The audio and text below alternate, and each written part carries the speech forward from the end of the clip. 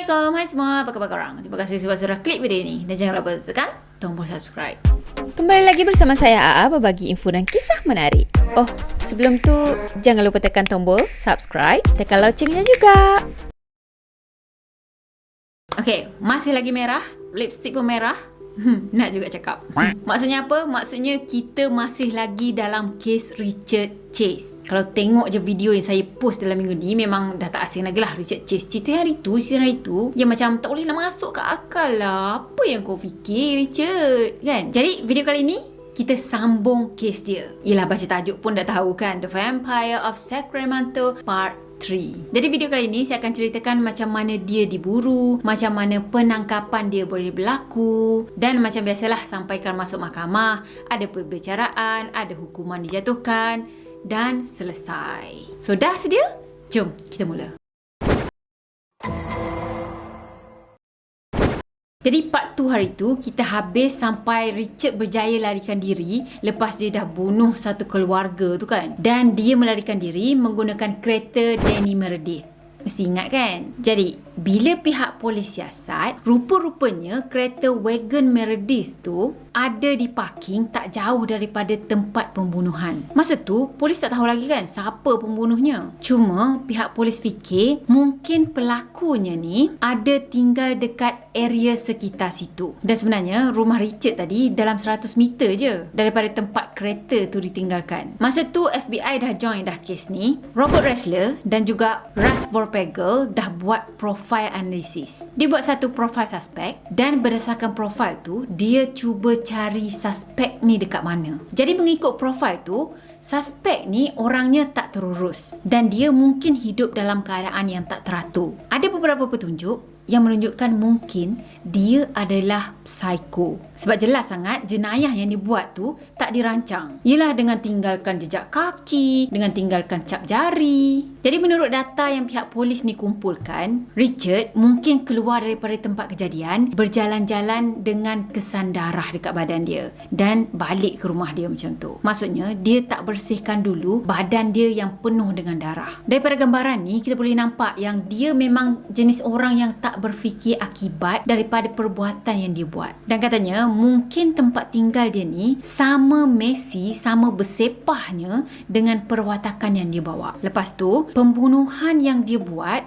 di daerah berdekatan je. Mungkin rumah dia pun dekat daerah situ. Sebab nampak macam dia ni orang yang tak ada kereta. Ada lagi pihak polis syak yang lelaki ni berkulit putih, usia dalam pertengahan 20-an macam tu, orangnya kurus dan mereka yakin kalau dapat geledah rumah lelaki ni, diorang akan jumpa bukti-bukti pembunuhan tu. Dia ni juga mungkin ada sejarah sakit mental atau mungkin penggunaan dadah yang berat ataupun mungkin kedua-duanya. Mungkin juga lelaki ni kerja dalam kerja-kerja yang kasar macam buruh macam tu, atau mungkin juga dia adalah seorang penganggur. Tengok daripada keadaan fizikal dan juga pemikiran yang si pelaku ni ada, mungkin dia terima wang orang kurang upaya daripada pihak kerajaan. Dia juga mungkin tinggal sendirian dan ada paranoid. So kenapa mungkin ni kak? Sebab ini adalah profil awal yang pihak polis tadi sediakan. So dia buat satu profil yang ciri-ciri suspek yang mereka syaki. Dah ada ciri-ciri tu semua, barulah pihak polis ni buat siasatan secara menyeluruh. Pada masa tu ramai orang yang tinggal dekat sekitar sana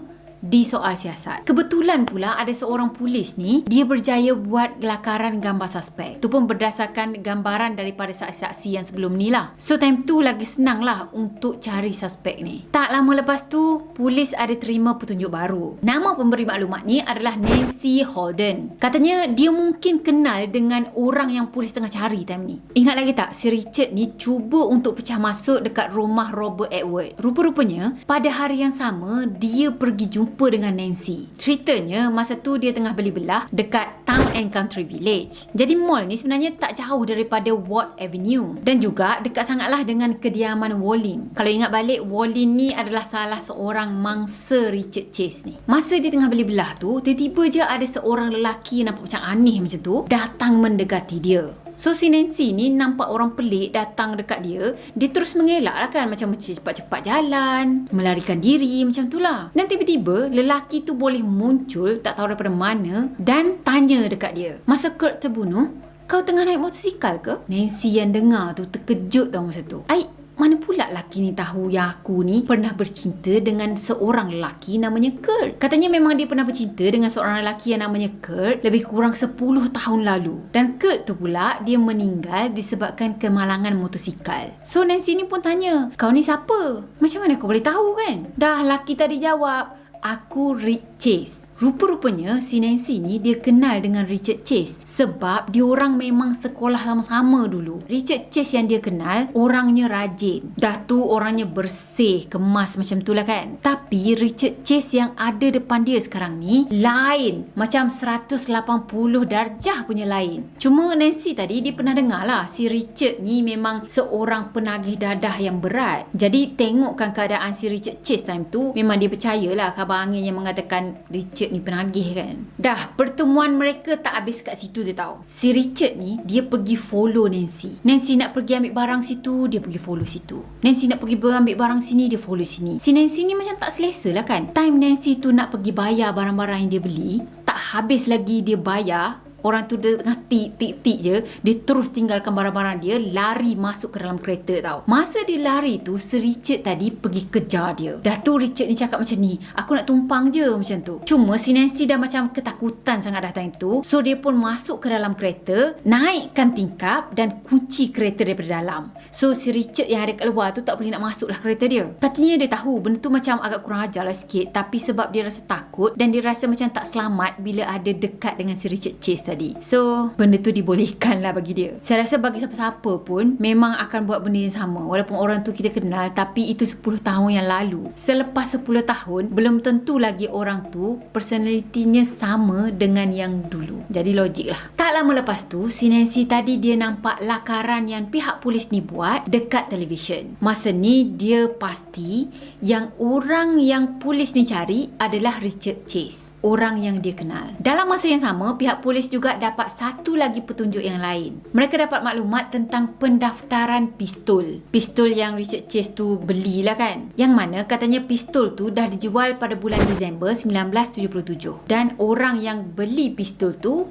tak lain tak bukan Richard Chase. Pada 10 Januari pula, dia pergi beli peluru untuk pistol tu. Ada lagi, beberapa hari kemudian, Don Lawson yang tengok berita dekat TV time tu, bila dah tengok terpampar je gambar Richard Chase yang dah dilakar kan. So, masa tu dia teringatkan seorang jiran dia yang pelik. Katanya dia pernah nampak satu peta Sacramento yang besar dekat rumah Richard Chase dan ada tanda pangkah dekat beberapa tempat. Cuma silap, daripada awal lagi dia tak laporkan benda tu tau. Dia cuma diamkan sebab katanya dia tak nak bermusuh dengan orang. Sekali fikir dalam masyarakat kita pun ada juga orang macam tu kan, yang macam tak nak ambil tahu tentang orang lain, tak nak bermusuh dengan orang. Jadi kejahatan apa pun yang orang tu buat, dia diamkan diri. Okey, 5 hari selepas pembunuhan Wallin, para detektif diorang jalankan pemeriksaan tentang latar belakang Richard Chase. Masa tu diorang jumpa sejarah sakit mental, termasuklah kes yang dia larikan diri daripada hospital tu lepas tu pergi balik rumah mak dia tu, dan juga ada tuduhan senjata tersembunyi. Ada juga serangan yang melibatkan dadah dan juga penangkapan dia dekat Nevada. Dan tak lama lepas tu diorang jumpa alamat Richard Chase ni dekat Ward Avenue. Sehari selepas pembunuhan yang ketiga, pembunuhan yang termasuk baby yang part 2 tu, pihak polis pergi ke apartmen Richard Chase dan dapatkan maklumat dekat sana. Dah sampai dekat apartmen tadi, diorang pergi tanya pengurus apartmen tu tentang seorang lelaki yang diorang tengah cari time tu. Pengurus bangunan tu bagi tahu yang apartmen yang Richard tengah tinggal sekarang ni, maknya yang bayar bulan-bulan. Tapi setiap kali maknya datang, Richard tak bagi mak dia masuk ke dalam apartmen tu. Dah tu maknya cakap dengan pengurus ni, anak dia dah jadi mangsa penyalahgunaan LSD. Sebab itulah dia jadi macam gini sekarang ni. Macam itulah. Tak lama lepas tu, pihak polis tadi pun pergilah ke rumah Richard ni. Dah tahu dah kan apartmen mana, nombor berapa, rumah semua kan. Diorang pun pergilah rumah Richard. Ketuk-ketuk-ketuk, Richard. Oh Richard, buka Richard, oi.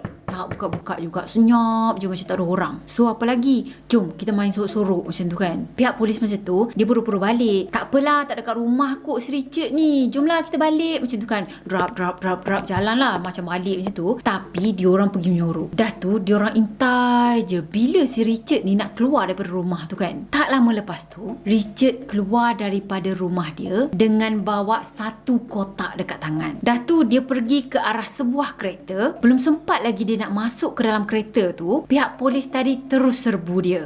Tangkap dia dekat situ. Dan katanya memang ada perlawanan lah daripada pihak Richard sendiri. Cuma last sekali pihak polis dapat juga tangkap dia. Masa Richard ni kena tangkap, dia pakai jaket colour orange time tu. Dan sebenarnya ada noda gelap pada baju Richard tu. Macam kesan darah yang lama macam tu lah. Polis juga jumpa pistol separuh automatik dan dekat pistol tu pun ada kesan darah juga. Lepas tu diorang jumpa dompet Danny Meredith dan juga sepasang sarung tangan getah dekat poket belakang Richard Chase masa tu. Isi kotak yang si Richard tu bawa boleh tahan juga tau. Mereka jumpa kepingan kertas dan juga kain buruk yang penuh dengan kesan darah. Dah tu pihak polis ni bawa Richard Chase tadi ke balai untuk disiasat. Tapi masa tu dia tak mengaku bunuh manusia tau. Dia cakap dia dah bunuh beberapa ekor anjing. Jadi masa dia dalam tahanan tu, sebenarnya pihak polis dah pergi dah geledah apartmen dia semua kan. Yelah dengan harapan dapatlah diorang jumpa bayi yang hilang tu. Bila diorang dapat masuk ke apartmen Richard, langkah je kaki masuk ke dalam apartmen tu, diorang dah dapat bau dah satu bau yang sangat menyengat, yang tak menyenangkan dan boleh kata bau yang sangat busuk. Perasaannya pun macam lain macam tau bila ada dalam apartmen tu. Mungkin ada banyak hantu kot. Dalam apartmen tu, hampir semua barang berlumuran dengan darah. Termasuklah gelas, makanan, minuman. Dekat dapur pula, diorang jumpa ada beberapa kepingan tulang kecil dan beberapa pinggan dalam peti sejuk dengan bahagian badan yang ada dekat atasnya. Ada satu bekas tisu otak manusia, ada pengisar elektrik yang macam bernodakan darah dan baunya memang sangat busuk. Pihak polis juga jumpa ada 3 kolar haiwan peliharaan macam tu, tapi dekat dalam apartmen tu tak ada haiwan peliharaan. Dan ada juga hamparan fotografi organ manusia yang ada dalam buku sains macam tu, ada dekat atas meja. Seolah-olah macam dia study tau organ manusia tu. Dekat atas meja tu juga ada satu surat khabar yang mana ada lingkaran pada iklan menjual anjing. Seolah-olah macam ada iklan jual anjing dan dia bulatkan sebab dia nak pergi beli. Dah tu ada satu kalender. Dekat kalender tu banyak dituliskan today, hari ini. Pada tarikh pembunuhan Wallin ada dituliskan today. Pada tarikh pembunuhan Evelyn tu pun ada dituliskan today juga. Dan perkataan yang sama ditulis pada 44 hari yang akan datang. Maksudnya setiap pembunuhan tu dia akan tulis today. Dan dia dah plan dah akan buat 44 pembunuhan akan datang. Cuma macam yang kita tahulah, mangsa-mangsa dia random. Jadi banyak bukti yang pihak polis ni dah jumpa dan banyak juga sampel-sampel darah yang diorang ambil daripada kediaman Chase tu, diorang bandingkan. Cuma sebelum diorang nak bandingkan tu, diorang ambil lah sampel-sampel daripada badan Richard Chase ni kan. Diorang ambil sampel rambut, diorang ambil sampel darah. Cuma time nak ambil sampel darah daripada Richard Chase tu, nak ambil darah dia sikit kan, katanya seolah-olah macam dia menahan diri dia tau. Macam takut sangat darah dia diambil. Sebenarnya dia memang ada satu rasa ketakutan yang sangat besar bila dia kehilangan darah. Jadi sebab itulah dia selalu ambil darah orang lain. Faris Salami dilantik sebagai peguam Chase. Dan time tu Faris ni dia nak bercakap berdua je dengan Richard Chase sebab dia nak dapatkan pengakuan daripada Richard. Dalam masa yang sama, pegawai polis tu cuba juga untuk cari dekat mana bayi tu berada. Diorang gunakan anjing tapi tak jumpa juga. Dah tu diorang pergi ke rumah ibu Chase. Kok-kok lah Chase ada sorok dekat sana ke apa kan. Tapi katanya ibu Chase tak bagi kerjasama untuk kes ni. Dan dia menegaskan walau apa pun yang korang jumpa dekat rumah ni, itu tak membuktikan yang Chase buat benda tu. Dah tu dia cakap yang anak dia tak buat apa-apa. Masa Richard dalam tahanan, Richard pernah cerita dengan kawan tahanan dia yang lain yang dia dah minum darah manusia sebab dia ada keracunan darah. Jadi dia memang memerlukan darah yang banyak. Dan sebab dia dah bosan dah buru dan juga bunuh bunuh haiwan, jadi dia bertukar kepada buru dan juga bunuh manusia. Pada 24 Mac, akhirnya bayi yang diorang cari tu dijumpai. Petugas kebersihan dekat satu gereja, diorang jumpa ada satu kotak bungkusan macam tu yang ada mayat bayi lelaki dalam tu. Jadi dia pun terus call pihak polis. Masa pihak polis sampai dekat gereja tadi, mereka cam pakaian yang bayi tu pakai sama sebiji dengan keterangan daripada ibu bayi tu. Jadi daripada situ diorang tahulah bayi yang diorang jumpa time tu adalah bayi yang sama hilang daripada rumah Evelyn. Katanya bayi tu dipenggal, bahagian kepala yang Richard dah penggal tu ada dekat bahagian bawah dan badannya ada dekat bahagian atas. Dekat bahagian kepala bayi tadi ada bahagian lubang tau, yang menunjukkan si Richard tu dah tembak bayi tu dalam jarak dekat. Ada juga beberapa tikaman lain dekat bahagian badan dan juga tulang rusuk bayi tu patah. Masa tu pendakwa raya memang minta hukuman mati untuk Richard Chase ni. Tapi peguam bela macam biasalah, dia tuntut pengakuan tak bersalah sebab katanya pelaku ni gila. Cuma pendakwa raya tadi tetap juga berhujah yang si Richard ni bersalah dan dia patut dapat hukuman mati. Dia cakap memang ada ritual dalam beberapa agama macam tu dan dia orang percaya dengan minum darah orang lain boleh menguatkan dia ataupun menyembuhkan dia. Cuma walaupun ini adalah kepercayaan sesetengah budaya, itu tidak membolehkan untuk si Richard ni pergi membunuh ataupun untuk membenarkan siapa-siapa je pergi membunuh. Tak lama lepas tu ada psikiatri yang periksa si Chase ni dan katanya Richard Chase buat pengakuan dekat situ. Dia mengaku bersalah dan katanya dia terganggu sebab dia rasa macam orang-orang yang dah mati tu, mangsa-mangsa dia tu bangkit balik dan nak cari dia, nak balas dendam. Katanya dia hanya menganggap yang darah tu adalah terapi. Ada seorang psikiatri yang dakwa Richard Chase ni ada personality antisocial, bukan skizofrenia. So proses pemikirannya tu tak terganggu dan dia tahu yang apa yang dia buat time tu adalah salah. Pada 2 Januari 1979 perbicaraan dimulakan dan Richard Chase didakwa dengan 6 pembunuhan. Jadi hakim ni cakap yang si Richard ada pilihan dan Richard pun beberapa kali dia terangkan apa yang berlaku kan. Dia cakap dia selalu bawa sarung tangan getah setiap kali dia nak melakukan kejahatan ataupun dia nak pergi membunuh. Jadi secara keseluruhan ada 250 bukti bergambar masa pendakwaan tu dibuat dan bukti yang paling kukuh adalah pistol yang diorang jumpa dan juga dompet Dan Meredith yang ada dekat belakang poket dia masa diorang serbu tu kan. 250 bukti tau. Kalau kita tak tahulah apa alasan nak bagi lagi kan, terlalu banyak bukti, apa lagi alasan yang dia boleh bagi. Memang sakit kepala lah kalau nak fikirkan nak bagi alasan apa kan. Mungkin juga time ni otak dia kurang vitamin sebab yelah dia tak jumpa buah oren tu nak pegang dekat otak tu.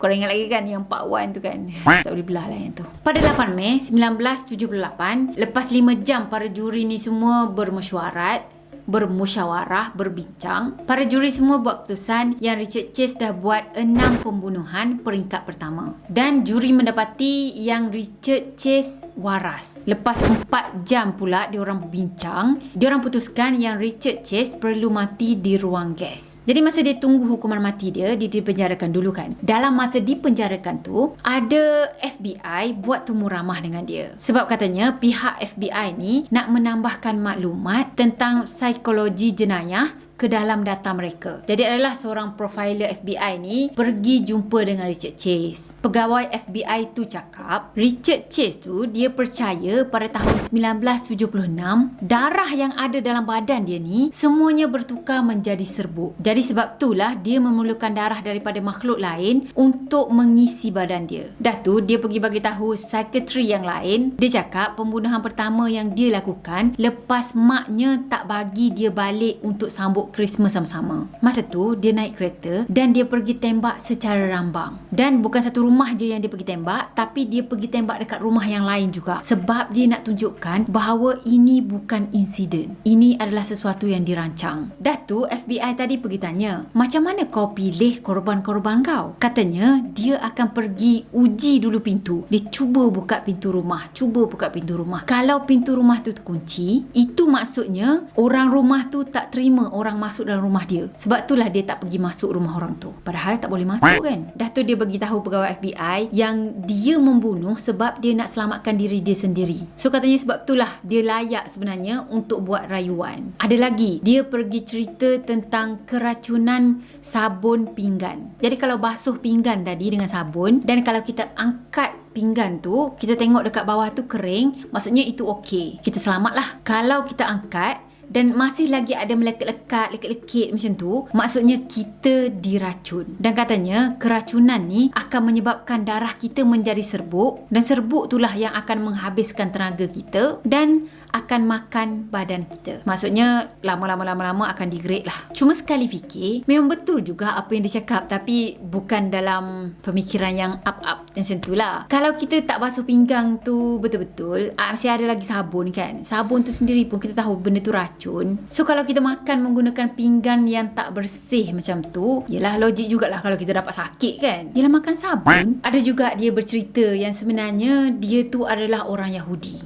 dan dia dah dianiaya oleh Nazi sebab dia ada bintang Daud dekat dahi dia. Katanya. Dah tu dia bagi tahu yang sebenarnya Nazi ni dia dah berhubung dengan UFO melalui telepati tau. Dan UFO ni lah yang berhubung dengan dia juga secara telepati, yang mana mereka minta untuk dia makan darah, minum darah supaya dia boleh selamatkan diri dia. Lepas tu dia cakap kalau FBI ni ada radar, letak je radar dekat sini, FBI tu boleh kesan yang UFO tu memang ada dengan dia. Sebab katanya UFO tu memang selalu ada dengan dia. Kalau bab UFO macam gini, saya pernah dengar satu ceramah tau. Katanya UFO tu mungkin adalah penampakan jin-jin macam tu. Dan kalau betul lah UFO yang digambarkan tu sebenarnya adalah jin, memang logik lah jin tu duduk bisik-bisik dekat dia, kau perlu makan darah ni kan. Lepas tu dia pergi membunuh. Yang itu logik. So betul lah ni, kita tengah cerita-cerita hantu sekarang kan. Okey, lepas tu masa FBI ni tengah temu ramah dengan Richard ni, sebenarnya Richard tengah makan juga time tu tau. Dan dalam pinggan dia tu ada makaroni dan juga keju. Kiranya tu makan malam dia time tu lah. So dalam masa yang sama, dia pergi tolak pinggan tadi. Nah, pergi cek ada racun tak. Dia minta ejen FBI tadi untuk analisa makanan tu sama ada racun ke tak. Sebenarnya pegawai FBI ni memang tahu yang ramai sangat tahanan-tahanan yang lain selalu mengejek Richard, dan juga diorang desak supaya Richard ni bunuh diri. Katanya mereka tak nak ada dekat dengan orang macam Richard ni. Tak sedar kan diorang pun sama-sama jahat juga. Pada tahun 1980, sehari selepas hari Christmas, ada pegawai penjara yang buat rondaan masa tu. Dia nampak si Richard Chase ni ada dalam keadaan terbaring dan bernafas macam biasa. Bila pegawai penjara tadi tegur dia, dia senyap je, dia tak jawab. Dan sebenarnya benda tu bukanlah perkara yang pelik. Memang biasa pun Richard takkan jawab. Pada jam 11.05 pagi, guard yang sama juga, dia pergi cek lagi sekali dekat penjara tempat Richard tu duduk. Penjaga penjara tu nampak keadaan Chase dalam keadaan terlengkup macam tu. Katanya kakinya tu dekat atas lantai, kepalanya menghadap tilam dan tangannya dilanjutkan ke arah bantal. Mungkin dia ada dalam keadaan terlengkup macam tu lah kan. Jadi masa tu pengawal penjara tadi panggil beberapa kali, tapi Richard Chase tak bergerak. So dia pun buka pintu penjara tu untuk pergi cek keadaan Richard Chase. Dan time tu dia pasti yang The Vampire of Sacramento dah meninggal dunia. Lepas dah digeledah keadaan sel tu, diorang jumpa satu nota bunuh diri yang macam agak pelik juga sebab berkenaan dengan pengambilan beberapa pil macam tu. Dalam masa Richard tu di penjara, sebenarnya dia memang ada ambil pil harian untuk halusinasi dan juga kemurungan. Jadi katanya satu hari dia akan dapat 3 pil. Rupa-rupanya dia dah kumpulkan pil tu jadi berlambak. Lepas tu dia gunakan pil tadi untuk bunuh diri. Dah tu lepas dia bedah siasat, punca kematiannya adalah keracunan. Jantung dia didapati normal je, okey je, baik je. Walaupun sepanjang hayat dia duk fikir yang jantung dia ni bermasalah, organ badan dia ni bermasalah, itu masalah, ini masalah kan. Ada sekretari penjara yang beritahu mungkin Richard ni dah jadi psikotik sejak dia masuk penjara. Tapi sebab tak ada siapa pun yang peduli dengan keobsesan dia dengan darah, jadi itulah benda tu macam jadi melarat. Pada tahun 1992 ada satu filem yang dibuat berdasarkan kisah hidup Richard Chase yang tajuk ceritanya adalah adalah unspeakable. Saya rasa saya pernah tengok cerita ni dan saya rasa macam menyampah gila dengan dia punya antagonis tu. Yelah, bila orang tak berapa betul yang buat kerja kan. Cuma si Richard Chase ni, dia bukan main takut lagi dengan keracunan darah kan. Sampaikan pergi ambil darah orang tu, pergi ambil darah haiwan untuk masuk dalam badan dia dan bersihkanlah darah dia yang mungkin keracunan tu kan. Tapi last sekali dia boleh pergi makan racun. Lari daripada keracunan darah, mati dengan racun juga. Jadi saya lupa nak cakap. The end. Okay, itulah dia 3 part cerita tentang Richard Chase je. Tapi saya rasa cerita dia sangat-sangat menarik kalau kita betul-betul menghayati dia punya cara pemikiran, dia punya cara otak dia berproses tu macam mana. Macam itulah sesuatu yang kita tak tergapai akal kita tu, itulah yang jadi rare-nya kan. Cuma na'udzubillah min zalik, semoga dekat Malaysia ni tak ada orang-orang yang sebegitu. Okey, pesan saya, kalau kita ada terfikir sesuatu yang kita rasa macam mula-mula kita fikir tu, benda ni macam tak betul ni, cara aku fikir ni macam tak betul. Tapi lama-lama benda tu akan jadi betul tau kalau dah terbiasa. So daripada awal-awal tu, kalau kita rasa tak betul, cubalah bercakap dengan orang. Banyakkan berkomunikasi macam tu lah. Kalau tak, mungkin akan jadi macam dia ni. Terlalu fikirkan sesuatu yang belum tentu lagi jadi. Dan last kali jadi obses macam tu kan. So, saya rasa sampai di sini dulu untuk video kali ini. Saya harap korang sukakan video ni. Dan macam biasa, kalau korang sukakan video ni, jangan lupa tekan tombol like, comment, share dan juga subscribe. Ting ting. Jumpa lagi di next video. Bye bye. Assalamualaikum warahmatullahi wabarakatuh. Bye.